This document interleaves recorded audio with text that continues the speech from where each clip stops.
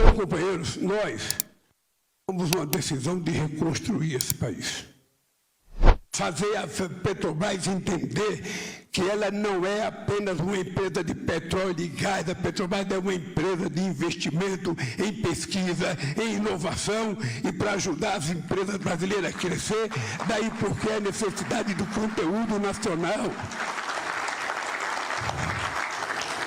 Os vira-latas deste país queriam abolir compras governamentais e colocar compras governamentais no acordo com a União Europeia. Nós falamos não. Compras governamentais é um instrumento de desenvolvimento de política industrial de um país que quer ser grande, que quer ser soberano. Se o Estado não tiver possibilidade de comprar da pequena e média empresa brasileira, de investir em inovação, nós vamos fazer o quê?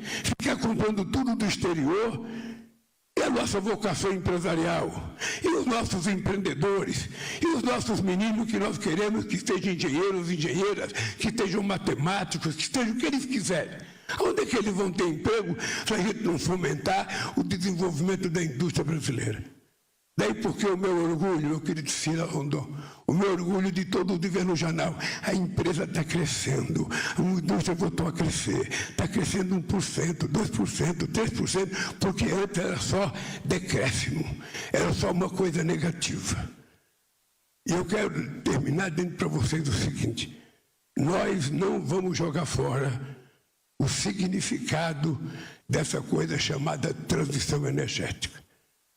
Nós não vamos jogar fora. Esse país já jogou fora muita oportunidade. Esse país poderia ter feito a reforma agrária na década de 50, não fez. Esse país poderia ter alfabetizado o povo na década de 50, não fez. Esse país poderia ter feito uma transição para evitar o êxodo rural da forma desumana que foi feita. Então a gente não pode jogar a oportunidade fora. A gente precisa ter em conta que nós temos tudo. Nós temos tudo que a natureza nos ofereceu. Nós temos mão de obra qualificada, ainda precisa de mais. Nós temos gente capacitada tecnicamente. No setor energético, a gente tem muitas e muitas centenas de excelência nesse país, que a gente pode fazer o que a gente quiser. Eu fico imaginando, cada vez que eu passo em Itaipu, Enio, eu fico imaginando, hoje, a gente não faria o Itaipu. Hoje, as exigências ambientais não deixariam fazer o Itaipu. Mas vamos ser francos, Itaipu é um monumento à inteligência da engenharia brasileira.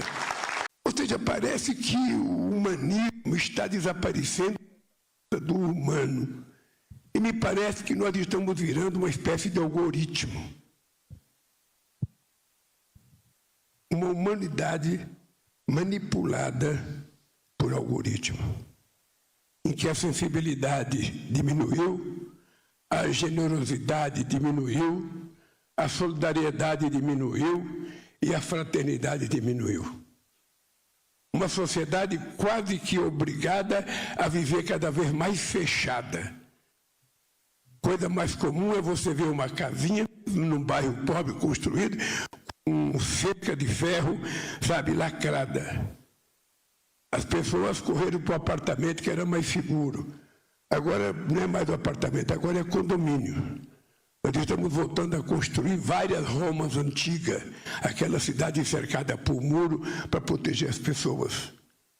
Quando a gente deveria estar construindo uma sociedade mais justa, mais humana, mais fraterna, mais solidária.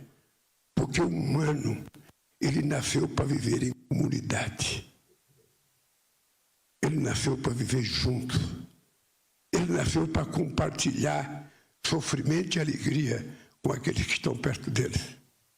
E quando a gente anuncia algumas medidas, como anunciamos aqui hoje, na questão da transição energética, e ainda temos, Alexandre, que fazer uma outra estrutura, uma nova política de mineração, porque a nossa política de mineração está superada e nós precisamos saber a importância que ela tem para a gente fazer agora e fazer desses minerais críticos que nós temos, uma forma de enriquecer e criar condições de ser outro passaporte para que o povo brasileiro possa crescer como foi o pré-sal. Se a gente levar em conta que nós temos que tirar proveito de tudo que a gente pode fazer para distribuir e fazer com que todos tenham acesso a uma parte daquilo que nós produzimos, o mundo será menos sofrido, o brasileiro será menos pobre. E a gente não precisa, definitivamente, ficar criando programa de distribuição de dinheiro para as pessoas mais pobres. Porque o que dignifica as pessoas, o orgulho, é o trabalho. Não tem nada mais gratificante do que uma mulher ou um homem levantar todo dia e ir para o trabalho e no final do mês, com o salário recebido, sempre que eu espero que seja justo, a pessoa possa levar comida, possa levar prazer para a sua família. Esse país a gente pode construir. Esse país a gente pode construir. Eu aprendi uma coisa em economia, sabe? Eu nunca vou dizer que eu não sou economista, eu não entendo como tivemos alguém nesse país que diz, não entende de economia, acha que é esperto, acha que é bonito falar, não entende de economia. E deixou um cara, sabe, cuidar da economia, destruindo esse país. Porque eu quero dizer para você, Alexandre, eu sonhei que a Eletrobras seria uma coisa tão importante quanto a Petrobras desse país. Eu sonhei por isso. E é com muita tristeza que eu volto à presidência da República enquanto a Petrobras privatizada.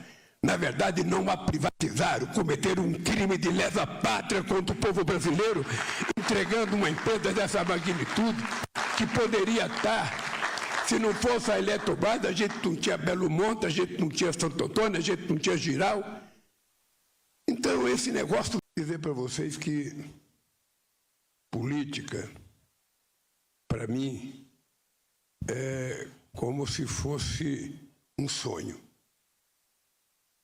Se você não sonha, se você não acredita, se você não constrói dentro de você uma causa que te motiva a disputar um cargo, seja ele onde for, é melhor que você não dispute.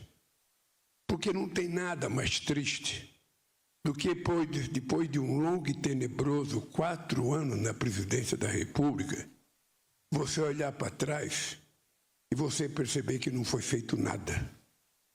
Tudo continuou como antes. E o país sempre foi tratado assim, porque a chamada elite política brasileira, ela não enxerga os invisíveis. Os invisíveis são aqueles que não conseguem fazer protesto, são aqueles que não estão organizados em sindicatos, são aqueles que moram na periferia da periferia, são aqueles que moram nas palafitas, aqueles que moram nos córregos, nas encostas, aqueles que moram, sabe, na beira dos rios na Amazônia, em Rondônia, no Mato Grosso, as pessoas que nós não vemos, que muitas vezes nós sabemos que eles existem nas estatísticas. Quando o IBGE divulga que tem tanta gente assim, tanta gente assado, no restante a gente não enxerga. Nós aprendemos desde longe, sempre olhar para quem está melhor do que a gente e nunca olhar para trás. E esse é um erro histórico da humanidade. É que se a gente não olhar para trás e se a gente não estender a mão para fazer com que aqueles que estão atrás possam acompanhar a gente nunca vai ter uma sociedade desenvolvida, a gente nunca vai ter uma sociedade vivendo com qualidade de vida, a gente nunca vai ter uma sociedade, pelo menos igualitária, não igualitária na economia, no jeito de ser, na cor, não, nós queremos ser mega diverso, mas igualitária do ponto de vista de todos ter oportunidade, de todos serem enxergados e de todos serem considerados brasileiros e brasileiras, independentemente da condição social que ele está submetido ou do berço que ele nasceu. Esse país, até pouco tempo atrás, A gente sabia quem ia ser doutor e quem não ia ser doutor.